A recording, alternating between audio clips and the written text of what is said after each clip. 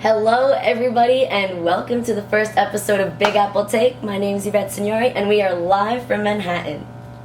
So I wanted to focus on two teams that have really intrigued me and really have my interest to see how well they develop this season. I want to see if they rise from the ashes or if they stay down in the dumps. So in this episode, we're going to be focusing on the Steelers and the Packers. Okay. So let's get to the Packers. Now, excuse me that I'll be reading from my script. I don't have a teleprompter, so sue me. Don't sue me because I clearly don't have enough money to get myself a teleprompter. So anyway, let's get to the Packers. In my opinion, one of the most interesting teams to watch this year. Why? Well, I don't think any of us really would have thought that their defense would be the one picking up the load for a Rodgers-led team. Mike Pettine's defense has absolutely bullied teams this year, in the first 3 weeks at least. They rank second in scoring defense, tied for third in sacks, and fifth in passing yards given up per game.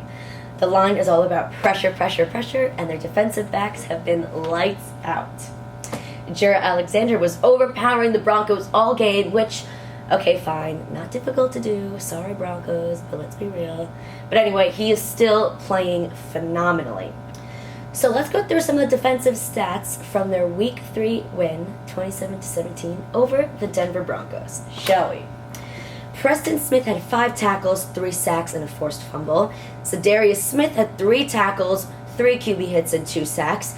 Jaire Alexander, the frickin' man, had 7 tackles, 2 pass breakups, a forced fumble, and recovery. Darnell Savage, what a last name, right? If you're a defender, it's pretty great. 5 tackles and his first career pick. Must be exciting. And Rashan Gary, 5 tackles, his first career sack, and a fumble recovery. And that's all pretty scary. Think about it. Once this offense finally gels and gets some rhythm and gets things going with a defense like that, that is pretty insane. I would be scared if I was everybody in the NFC. Yes, the Packers offense is having a slow start under new coach Matt LaFleur, but Rodgers is still making pretty Rodgers-esque plays. I mean, it's Aaron Rodgers. Come on. Broncos jump. Free play for Rodgers. He knows where to go with it. For Valdez-Scantling. In the end zone. It's a Packer touchdown. Through the first 3 weeks of the NFL season, Aaron Rodgers has only thrown for 647 yards, and while that does seem like a lot, it is the second lowest across 3 games in his total career. So, that's something interesting when you think about it. Yes, he's not had a terrible stat line every game, and he still makes these incredible plays, but it's still not 100% Rodgers that we're all used to. The Packers are 23rd in points and 28th in yards through 3 games. Devontae Adams, who has had so much hype built around him this offseason, hasn't had any touchdowns yet. Of course, we'd like to see Jimmy Graham get more involved. Yes, he had that touchdown in Week 1, but he's been really shut out the last 2 weeks, which sucks because he's my tight end in one of my fantasy leagues. But regardless, I think Thursday night we'll start to see a glimmer of hope for that offense. Of course, we'll see the defense shine against an injury-prone and struggling Eagles team, but I think this game will really start to see the team gel and progress and, really scare a lot of people in the NFC. The Eagles' pass rush hasn't been that great. They've only had 2 sacks this whole entire year. And in Week 3, we saw the Packers' O-line perform very well. There was no sacks against Rodgers, and there was only, I believe, 1 QB pressure. So I think the odds stack very well for Rodgers and his offense this week. I'll be very excited to tune in and watch, and of course, I'll be rooting them on. Sorry to my friends that are Bear fans. Not that they were ever really going to win Week 1 in Foxborough, but we all figured they would put up a fight. They had so much to prove after not making the playoffs for the first time since 2013, and they wanted to show the world that they can still be a prolific team without Le'Veon Bell and AB. So, what happened? Well, the running game was completely missing. Connor rushed for 21 yards over 10 carries, and the Steelers decided to run the ball around 21% of offensive plays. Juju, starting to see what it's like to be wide receiver 1 now that AB's gone, huh? And Donte Moncrief, don't even get me started. He was targeted 10 times and only had 3 catches and 7 yards to show for it. This is after Week 2. Of course, he wasn't seen in Week 3, which was probably the best decision. And let's be real, no matter how good your receivers are. Bill Belichick just knows how to make everybody look like a bunch of fools. You know, I was expecting something, not a whole lot, but I really didn't think we would see such a poor offensive performance from a team that is such an offensive powerhouse historically. Case in point, the Steelers just looked tragic all around. I mean, 3 points against the Patriots, your first game of the year. It was soul-crushing to watch, and I wanted to see them do so well, and it was awful. So what about weeks 2 and 3? Well, as we all know, Big Ben is out, just had surgery, and we won't see him till, hopefully, 2020. But aside from the obvious fact that Mason Rudolph is under center, I mean, at least some points were scored. He's definitely having a slow start. Week 2, he completed 63% of his passes, 112 yards, 2 touchdowns, and an interception. Not too shabby for a backup who didn't think he was going to see any field time. But week 3, we really didn't see, anything.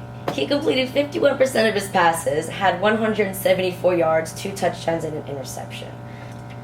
And let's talk about the ground game. I mean, it just seems so rudimentary. If you have a backup quarterback in place or a QB situation that just isn't great, your running game needs to be flawless. It needs to be stellar. It needs to be carrying your offense. However, we haven't been seeing that. Of course, their offensive lineman coach has gone to Denver, but regardless, this was an O-line that had such success last year, bolstering James Conner, helping him have such a breakout year. However, we haven't seen really any of that this year. And I know it's early on, but you're 0-3, and they really can't afford to lose another game. In week 2, James Conner rushed for 33 yards and had a touchdown. In week 3, he only rushed 43 yards. So altogether, that just needs to step up.